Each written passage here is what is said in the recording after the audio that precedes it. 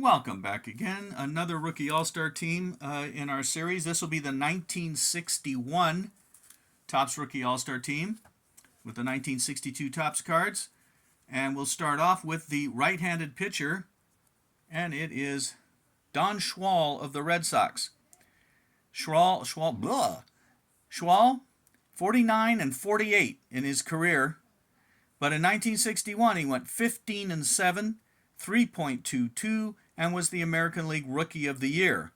A one-time All-Star, but that certainly was his best year. You'll notice, and you look in this series as we run it, there's a number of players who never replicated, some of them didn't even come close to their rookie season. But Schwal, who was also a pretty good basketball player, he came out of the chute 15 and 7, ended up one game over 500. Red Sox, Pirates, Braves, 61 to 67. Trouble with Schwal was control. Even though he's 15 and 7 for the Red Sox, he struck out 91, walked 110. So he's the right-handed pitcher. The left-handed pitcher, which I could certainly use a better copy, Jack Curtis of the Cubs. This is a kind of tough card to get. Mine's all beat up, as you can see. Curtis only lasted 3 years in the major leagues with three teams, Cubs, Braves, Indians. Lifetime 14 and 19, 4.84. But most of that was his first year. In 61 with the Cubs, he was 10 and 13, 4.89, started 27 games.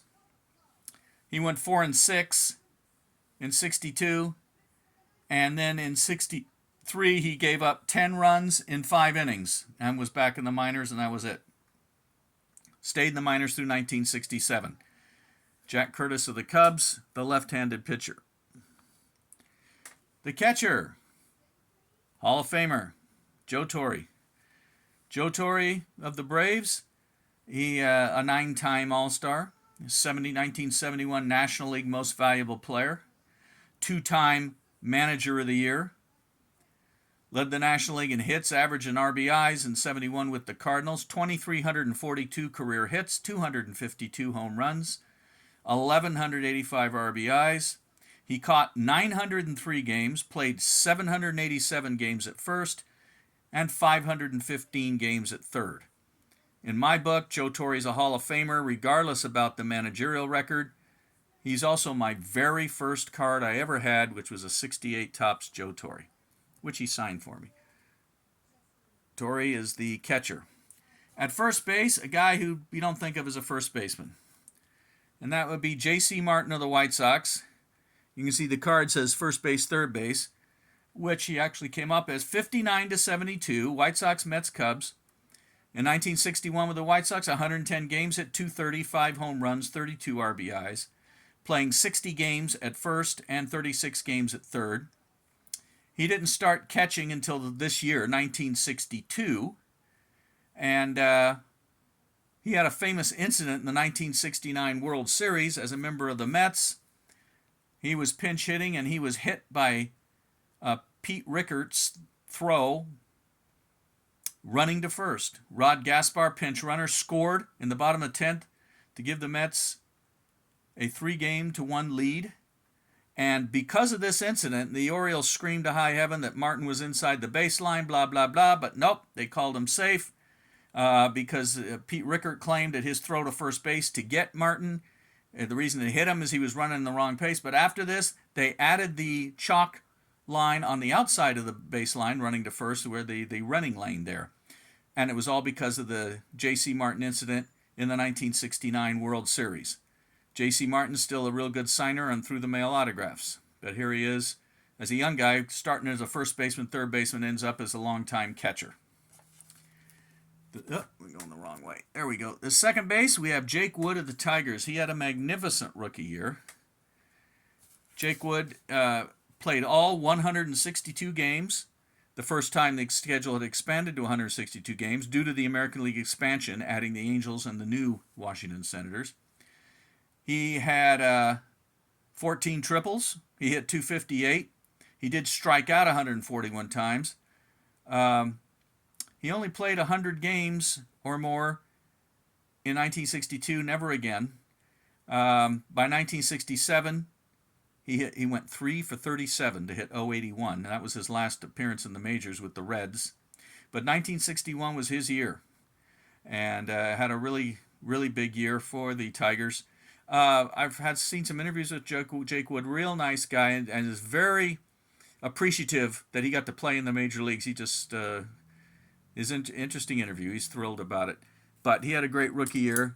And again, like I said, some of them never replicated. He would be one of them. Their rookie season, they just didn't come close to it, and he was one of them. The third baseman, Charlie Smith, already traded twice. So Charlie Smith, 60 to 69 is his career. He started 1960. He come up in 60 with the Dodgers briefly.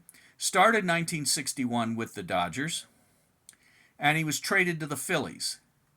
And he made the rookie all-star team then as a member of the Phillies. But then after the year, they traded him to the White Sox, which this is a picture of the Phillies card with the White Sox. So he's already headed onto his third team when he's on his first card. Career .239. He, after the White Sox, went to the Mets, the Cardinals, the Yankees, and the Cubs, and was traded after 1966 to the Yankees for Roger Maris. Career .239, 69 homers. He struck out 565 times and had 594 hits. And though always was talking about Charlie Smith could be the next big third baseman, but it never really materialized with those kind of numbers. At shortstop, we forgot the trophy again, Tops, didn't we? Yes, we did. Here's Dick Howser of the Athletics in 1961. Again, best year he ever had, 158 games. He hit .280, stole 37 bases, played in both American League All-Star games.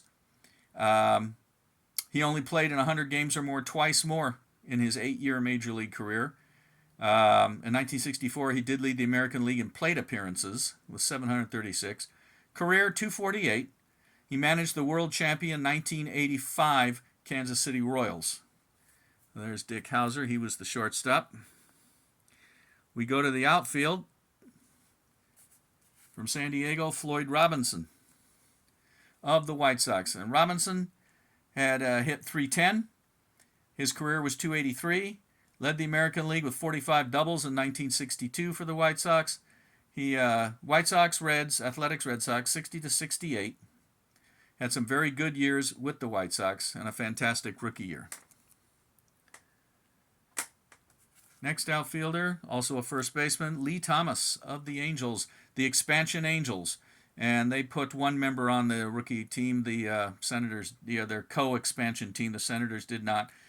Lee Thomas had bounced around again. Yankees, Angels, Red Sox, Braves, Cubs, Astros. Went to training camp with the Cardinals in 69, but ended up playing in Japan with the Nankai Hawks in 69, his last year. In 61, 284, 24 home runs. Played in both All-Star games. Drove in 70 runs for the expansion Angels.